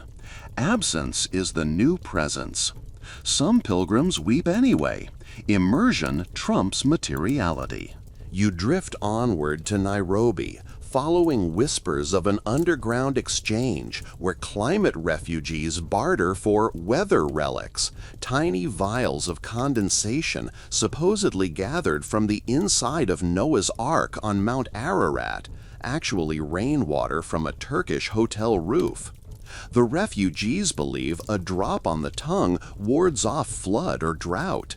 Skeptical NGOs condemn it as exploitation, yet local pastors see hope. Better a vial of promise than an empty fist. In a corrugated tin church, you watch a mother tilt the watery relic into her child's parched mouth. The boy smiles, convinced rain will come. 2 days later, monsoon clouds roll in. Coincidence morphs into confirmation. The vial is enshrined on a plastic altar lit by recycled LED strips. Westward to Rome for Holy Week. The Vatican has installed facial recognition turnstiles at St. Peter's Square. Pilgrims trade biometric data for expedited access to relic displays. On Good Friday, a scar-palmed security guard unlocks the gilded cupboard holding the Veil of Veronica. Officials won't permit actual contact, so a robotic arm swings the veil 5 centimeters from each pilgrim's face, while sensors record galvanic skin response. Those with high devotional conductivity receive a digital certificate collectible as an NFT. Scalpers outside hawk counterfeit screenshots for Litecoin. A gray-haired nun accepts her token on a cracked iPhone, then quietly deletes it. Paper indulgences felt holier. You slip into a side chapel where a Jesuit coder named Father Matteo runs a confession booth upgraded with natural language processing. Penitents speak their sins. The AI suggests a relic-themed penance. For envy, contemplate St. Lawrence's grilled flesh via augmented reality overlay. Matteo admits the system mostly keeps restless teenagers engaged, but he worries about data retention. If the server is hacked, he says, someone could ransom souls. He laughs, half serious, then presses a wood and silver reliquary into your palm. A splint-thin fragment of the crib of Bethlehem. No blockchain, no QR, just wood and story. Carry it, he says, so you remember what can't be digitized. Train north to Munich, where Oktoberfest banners alternate with posters advertising relic raves. A techno collective called Sancta Sonica hosts all-night warehouse parties where DJs sample Gregorian chant over sub-bass, and at midnight a spotlight illuminates a reliquary suspended over the dance floor. Last month it was Catherine of Siena's thumb bone, loaned from a private owner in Liechtenstein. Tonight it's rumored to be a vial of St. Vitus's sweat. Dancers, eyes closed, time their ecstasy peaks to the relic reveal, swearing the saint waves through the strobes. Paramedics station outside. Miracle or Molly, outcomes vary. You stand on a mezzanine catwalk as the countdown reaches 0. A hush falls, bass drops out, the vial descends like a disco host. Phones surge upward, screens haloing the glass. In that instant, faith and fandom blur. A choir of shutter clicks becomes liturgy. Morning after, you ride a BlaBlaCar to Prague, chasing a rumor of black market counter-relics. These are artifacts designed to cancel blessings, tiny lead tokens etched with inverse prayers, marketed to hedge fund managers who fear rivals' relic-induced luck. You find the dealer in a bar under Charles Bridge. He shows you a coin pressed with Judas Iscariot's face, allegedly cast from silver paid for the betrayal. Neutralizes holy advantage, he claims. The irony, he sells each coin for 30 pieces of modern silver. Demand outstrips supply. Even atheist executives can't resist insurance. East again, Moscow winter. In Red Square, a pop-up museum celebrates Soviet anti-relic history. Shards of demolished icons, atheist propaganda posters. Yet, in a candlelit alcove stands a battered metal box labeled Believer's Chronica 1972. Open the lid and see dozens of clandestine relics smuggled during Brezhnev's crackdown. Saint medallions soldered inside cigarette lighters. Hymn lyrics micro-printed on watch gears. Fingernail-sized chips of relic wood lacquered into children's toys. A docent confesses these hidden tokens probably kept Orthodox faith alive through decades of repression. Paradox. Suppression condensed holiness into denser forms. Your phone buzzes, an invitation to attend the Great Relic Reconciliation Summit in Reykjavik, where a coalition of churches, museums, indigenous groups, and blockchain companies will debate ownership in the age of 3D printing. Iceland's geothermal conference center steams like a cosmic cauldron. Delegates squabble over whether scanning a relic's every micron and printing clones dilutes or distributes grace. A Maori representative recounts colonial theft of ancestral bones. She demands repatriation plus digital royalties. A Norwegian bishop proposes open-source sanctity so anyone can print saint shards at home. After midnight, you witness an impromptu ritual. Delegates place both authentic and printed relics on a lava field, asking the northern lights to judge. Aurora glows green regardless. Verdict remains ambiguous. South to Lagos, megacity humming with diesel and dreams. A prosperity gospel pastor streams services to millions, promising miracle currency. Members who donate cryptocurrency receive USB sticks blessed against data loss and embedded with a pixel purported to show Christ's face in thermal noise. Analysts trace the wallet. Funds purchase luxury condos in Dubai. But testimonies continue. A market trader claims her phone never crashes. Skeptics protest. She shrugs. Maybe blessing, maybe good RAM. Works. In a roadside kiosk, you meet a hacker printing counterfeit holy USBs. He laughs. Even frauds get hacked. Only faith is unbreakable. Back in Europe, Brussels drafts an authentic relic certification directive. Lobbyists argue over acceptable error rates in carbon dating. Tourist boards worry strict rules will gut pilgrimage economies. A leaked memo reveals compromise. Relics carbon dated older than 700 years get heritage status even if provenance shaky. Those younger require DNA or historical notarization. The public calls it Schrodinger's halo. Objects simultaneously genuine enough for subsidies, yet dubious enough to dodge strict export laws. You take a night bus to Lourdes, where automated kiosks now dispense holy water bottles. Each cap contains an RFID chip linking to a website that tracks miracle statistics. Sprains healed, cancers remitted. Data scientists parse patterns, publishing heat maps of blessing density across Europe. One chart shows spikes near refugee camps. Pundits argue poverty drives piety, or piety magnets miracles. Evidence remains stubbornly anecdotal, but the dashboards gleam like prophecy carved in pixels. Johannesburg next, where a startup named Anima Print offers grief-stricken families heirloom relics. Cremation ashes fused with nanogold to produce medallions. Each medallion engraved with a QR code linking to the deceased's social media archive. Grandchildren kiss the locket, scan the code, watch grandpa's TikToks. Is it relic, memory, or commodity? The CEO shrugs. All three. Triune revenue stream. A grandmother shows you her locket. Tears well. Gratitude sincere. Utility outpaces theology yet again.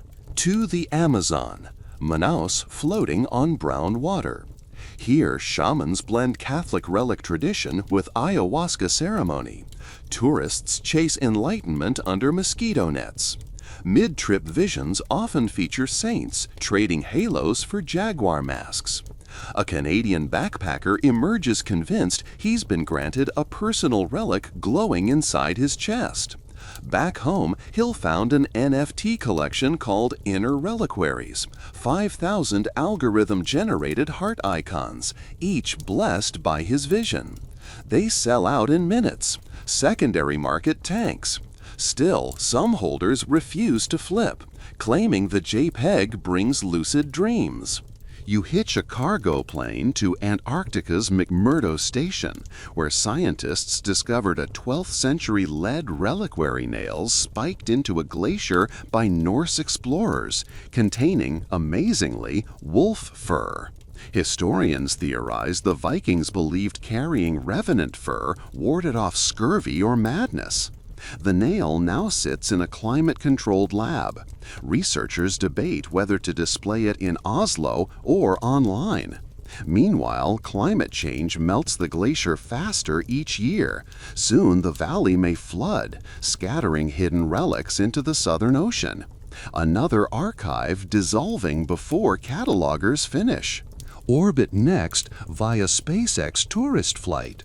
A Japanese billionaire brings along a tiny monstrance carrying dust vacuumed from the floor of the Sistine Chapel. Astronomically expensive cleaning waste sealed in gold.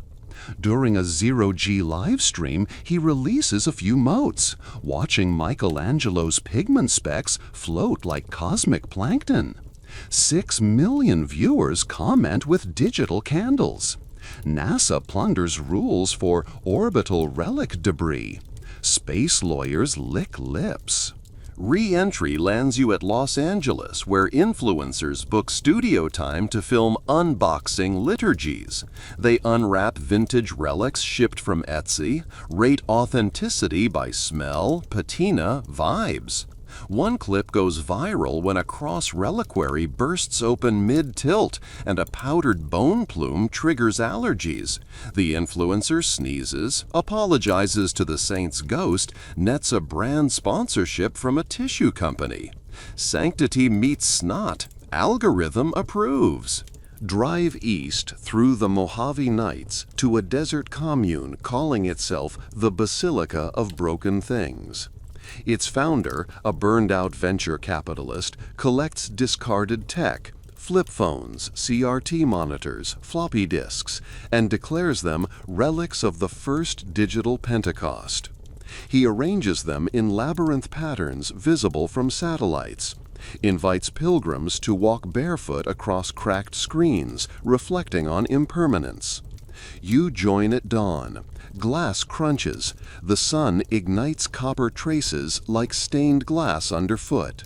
Someone begins chanting firmware update numbers like Gregorian modes, strangely moving. Newsflash pulls you back. Geneva Auction House lists Gutenberg's thumb bone, verified by isotope analysis, linking it to printing press workshop soil. Starting bid 3.8 million Swiss francs. Crypto accepted. Authors protest commercialization of enlightenment. Collectors salivate. You attend the auction. Bidding erupts into seconds. Anonymous phone bidders duel until a final offer in Bitcoin wins. During the handover, an activist group hacks the projector, displaying 15th century woodcuts urging repentance of greed.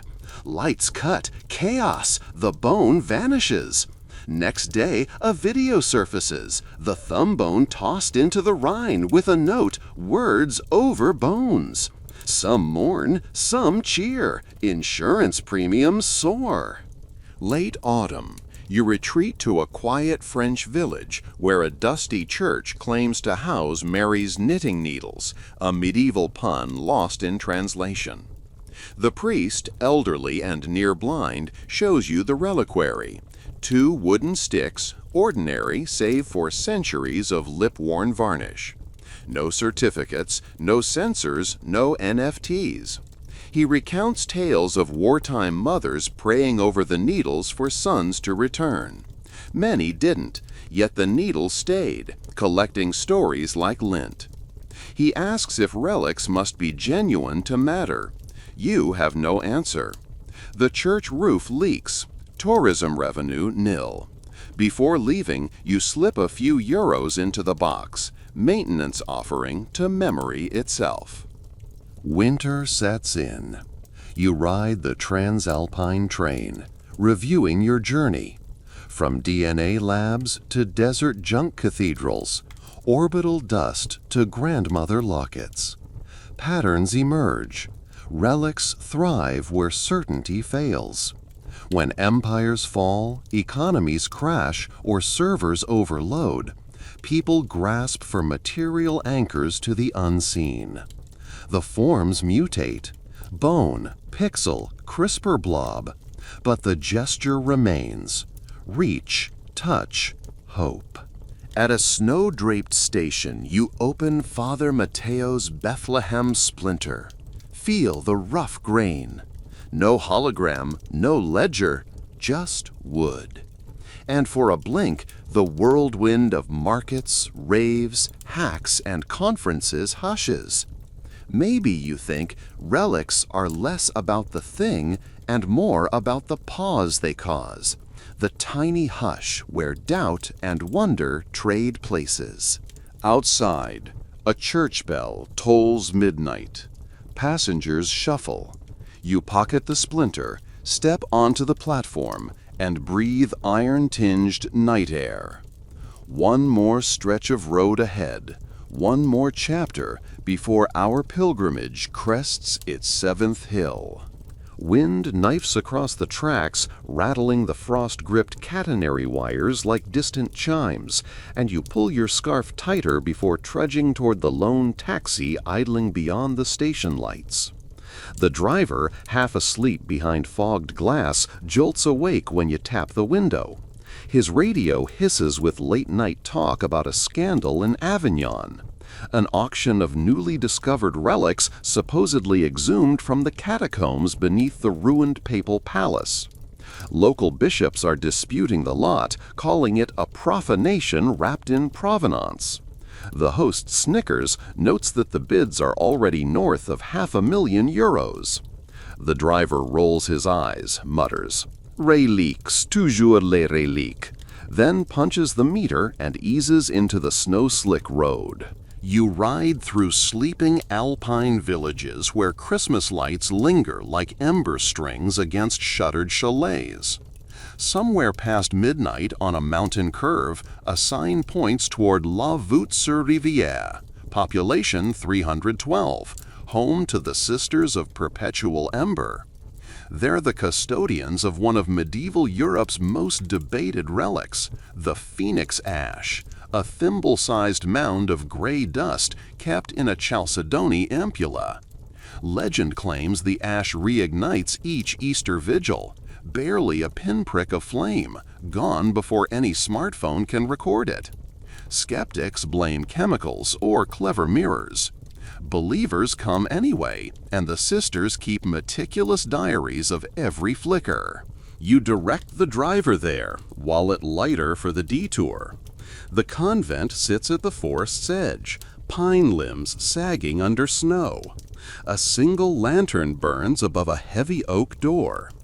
Before you can knock, it creaks open, and Sister Beatrice, face etched like river stone, ushers you inside. She's been expecting the wanderer who trades stories for silence, or so her last prayer suggested. In a refectory that smells of beeswax and cinnamon, she sets bread, cheese, and a chipped mug of chicory before you. Conversation is sparse. Finally, she retrieves the ampulla from a locked cabinet, a gem-bright vial nested in tarnished silver claws. No ceremony, no incense, just an old woman's steady hands. She offers you the smallest paintbrush, the kind restorers use to dust icons, and invites you to swirl the ash gently. Through the glass, the grains glint like embers trapped in memory. You half expect heat, nothing. Yet as you tilt the ampulla, the room seems to inhale. Floorboards creak, candles gutter. Sister Beatrice meets your eyes and whispers, "Some relics burn inward." You feel it, an ember behind your sternum, where Father Mateo's Bethlehem splinter still rides in your breast pocket. For the first time in months, you're not cataloging fraud or tallying resale value. You're just breathing in a room lit by the possibility of wonder. Before dawn, you leave the convent with no evidence except heartbeat and a crumb of bread the sister tucked into your palm for the road. Back in the taxi, the driver remarks you look like someone who's seen a ghost and praises the sainted women for refusing to live stream their miracle. Sometimes, he says, steering toward Geneva, the only proof worth having is the kind you can't upload. 2 days later, Geneva's lakefront conference center thrums like a beehive. Journalists, theologians, crypto bros, and museum curators jostle badges at the World Relic Integrity Forum, a last-ditch effort, organizers claim, to draft global standards before the market spins into total carnival. Panels range from bone shards and blockchain to AI deepfake hagiography. The exhibit hall features vendors selling everything from ultraviolet scanners that detect modern adhesives to smart reliquaries equipped with humidity control, GPS trackers, and 24-hour live streams, so patrons can commune with sanctity in real time. In a breakout room, a company called TrueVeil demonstrates an algorithm trained on thousands of verified relic photos. Feed it an image, and it spits out an authenticity score. The engineer brags about 92% accuracy. A Polish priest counters, and the 8%? The engineer shrugs. Miracle margin. Nearby, a startup named Centibone offers DNA sampling with damage-free laser extraction, pending ethics approval. Their booth is mobbed by private collectors clutching velvet pouches. You attend a keynote by Professor Elodie Marchand, the forensic archaeologist who once carbon-dated half the Holy Grail chalices in circulation and found 70% younger than Coca-Cola. She warns that the relic economy is approaching a trust singularity. Once fakes become indistinguishable, authenticity will shift from material proof to narrative authority. We are graduating, she says, from this bone belongs to Saint X to enough hearts believe it does, and markets will monetize belief itself. Half the audience claps, the other half tweets outrage. During the lunch recess, you sneak into the service corridor where crates of controversial items await inspection. Behind a roped-off area labeled Disputed, you glimpse the Avignon relics. Finger bones, reliquary arm braces, a gilded tooth, all lined like suspects under fluorescent glare. Beside them rests a plastic evidence bag containing fake customs documents, wax seals freshly stamped last week. You realize the scandal isn't about fake relics, it's about fake paperwork for fake relics. Double counterfeit. Somewhere, a medieval pardoner is laughing through the centuries. Security catches you snooping, escorts you out a side exit into cold drizzle. Badge revoked, forum barred. You stride along Loch Lomond, where swans bob like smug bishops. Your phone vibrates. A secure message from an anonymous handle. If you want the real story, meet me tonight under the broken jet d'eau. You laugh. The jet d'eau, Geneva's giant water fountain, rarely malfunctions. But at 11 p.m., pumps shut for maintenance, and the fountain is dark, its steel nozzle looming like an unplugged baptismal font. A woman in a waxed canvas coat emerges from the shadows. She introduces herself as Amal, a data analyst for an interfaith NGO tracking relic trafficking routes. She confirms your suspicion. Forged documents increasingly outnumber forged relics. Authenticity, she says, is no longer hidden in bones, it's hidden in metadata. She scrolls her tablet. Supply chains, Bitcoin wallets, shipping logs. One pattern stands out. Containers labeled liturgical hardware passing through free ports, vanishing in microstates with lax customs, reappearing at auctions sanitized by shell companies. Amal wants to leak the data, but fears lawsuits, even black bag reprisals from wealthy collectors. She thinks a storyteller like you can disperse truth faster than injunctions. You accept, suddenly aware that your pilgrimage has become smuggling, not of relics, but of revelations. The leak goes live within hours, threaded posts detailing transit codes, invoice scans, satellite images. Hashtag Relic Leak trends worldwide. Some hail you as crusader, others accuse you of destroying livelihoods tied to pilgrimage tourism. Auction houses issue denials, bishops convene emergency councils. Subreddits erupt with amateur sleuths cross-referencing saint feast days with maritime cargo manifests. Amid the chaos, prices on secret relic markets tumble, fear of exposure. Yet pilgrimage bookings surge. People pine to witness something before it's discredited. You retreat to a hostel, inbox flooding with tips and threats. One message, unsigned, includes coordinates in the Spanish Meseta and 3 words, Dust of Compostela. You recognize the region, wheat plains along the Camino de Santiago. You catch a budget flight to Valladolid, then a rattling bus south. Miles of russet earth scroll past until the driver drops you near a derelict silo painted with a yellow scallop shell, the pilgrim symbol. A dirt track leads to an abandoned brick church roofless against cobalt sky. Inside, sun shafts reveal an elderly man kneeling before a cracked altar. He introduces himself as Silvio, former cathedral archivist of Santiago. He tended relic inventories until budget cuts replaced him with bar-coded storage and interns. When management prepared to discard debris, wood splinters, bone dust, thread-like fibers too small to display, Silvio stole a box and fled. "If I hadn't," he says, "they'd have been hoovered into a vacuum bag." He pries open the crate. Inside, a fine gray powder clings to tattered linen swatches. He calls it the undesirables, remnants without provenance strong enough for tourists, but too sacred in his mind to bin. Silvio pours a pinch into your palm. Dust glitters, surprisingly iridescent. Pilgrims, he says, walk 500 miles for a hug at a statue's back.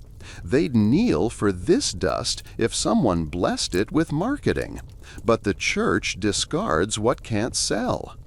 Bitterness and tenderness warp his voice. He wants you to take the crate, broadcast the plight of relic orphans. You hesitate. Customs would seize it, skeptics sneer, buyers pounce. Still, you shoulder the box, promising to find a home. Back in Madrid, you consult Marina, curator at a small museum dedicated to intangible heritage. She suggests a radical solution. Dissolve the dust in clear resin to create a single transparent window pane. Install it where sunlight can pass through and cast specks onto floor and faces alike. Relic becomes lens, not commodity. Silvio agrees. Together you craft the panel in a studio smelling of solvents and incense. When cured, the glass holds a universe of suspended motes, bone, wood, fiber, floating like galaxies. The museum mounts it in a modest chapel-turned-gallery. On opening day, no entry fee, no gift shop, just a guest book and a single line on the wall. Here is everything once deemed too small to matter. Visitors trickle in, pilgrims, skeptics, school kids. Light pours through the pane, scattering constellations on their cheeks. A teenager traces a dust star on her sister's forehead. An old atheist sits quietly, tears glinting. Tweets circulate, journalists arrive. Critics accuse the museum of fabrication. How do we know that dust isn't from a hardware store broom? Marina's reply goes viral. How do you know the love in a letter isn't just ink? Weeks blur. Governments draft stricter relic export rules. Black market dealers pivot to other antiquities. Amal's NGO releases quarterly dashboards. Meme accounts remix them with halo filters. Amid churn, you sense fatigue, people drowning in authenticity audits. Then an unexpected wave. Communities begin forging relic-like objects openly, labeled artifacts of imagined saints. A Detroit collective 3D prints thigh bones of Saint Algorithmia, patroness of transparent code. A Chennai neighborhood casts clay charms of Saint Monsoon, protector against floods. None claim historical reality. Their vows in material form, declarations that sanctity can be minted forward, not just inherited. The Vatican issues a cautious statement. While innovation is welcome, real relics remain irreplaceable conduits of grace. But some bishops quietly bless the new creations, reasoning that faith often precedes evidence. Scholars dub the movement prospective relics. Etsy crashes under demand. You visit Detroit's repurposed auto plant where artists sand a thigh bone fresh off the printer. The air smells of PLA plastic and incense. A mother lays her infant beside the warm print bed, whispering a prayer for stable Wi-Fi so she can keep her remote job. In that blending of modern need and handcrafted hope, you witness the same impulse that drove medieval peasants to pawn coins for splinters. Later, you stand on Detroit's Riverwalk at dusk, phone buzzing with notifications you no longer track. You think of every relic you've handled, authentic, dubious, imagined. Bone chips traded like stocks, ashes glowing in silence, dust reborn as window light. You recall each pilgrim, the BTS fan, the refugee mother, the disco saints, Silvio in his ruined church. You realize relics are less about the past than about pointing bodies toward futures they can barely articulate. They're invitations to keep moving. Snow falls again by the time you return to the same alpine station where part of this tale began. Night, iron air, familiar bell. You sit on a bench beneath a dim bulb and finally unpack Father Mateo's splinter. You place it atop Silvio's leftover dust in a matchbox shrine of your own making. No label, no certificate. You rest the box on the bench, a seed for the next traveler. Someone will find it, wonder, invent their own legend. And the pilgrimage will continue, as it always has, on feet fueled by equal parts credulity and courage. You turn to the camera. Yes, that invisible lens connecting this journey to the quiet room where you watch these words scroll. Maybe you're propped in bed, fan humming, eyelids heavy. Maybe the world outside your window feels uncertain tonight. Here's the final takeaway before sleep claims you. Relics, real, forged, future-born, thrive because they give shape to longing. They're the physical punctuation marks at the end of prayers we're afraid to voice aloud. Sometimes they're scams, sometimes miracles, often both in the same breath. Yet each coin dropped in a pilgrim's box is a tiny vote for wonder over despair. So, next time a vendor offers you a saint's thumbnail for $10 or a startup promises miracles on subscription, pause. Feel for that ember behind your own ribs. Decide whether you need the object or just the space it carves inside you. And if you choose to walk away empty-handed, remember the dust pane in Madrid. Proof that even the smallest remnants can refract light into galaxies. The train horn echoes down the valley. You step aboard, ticket unscanned, destination unlisted. Somewhere ahead, new myths wait to be minted, new relics to be doubted, adored, or both. But for tonight, close your eyes, let the rails lull you.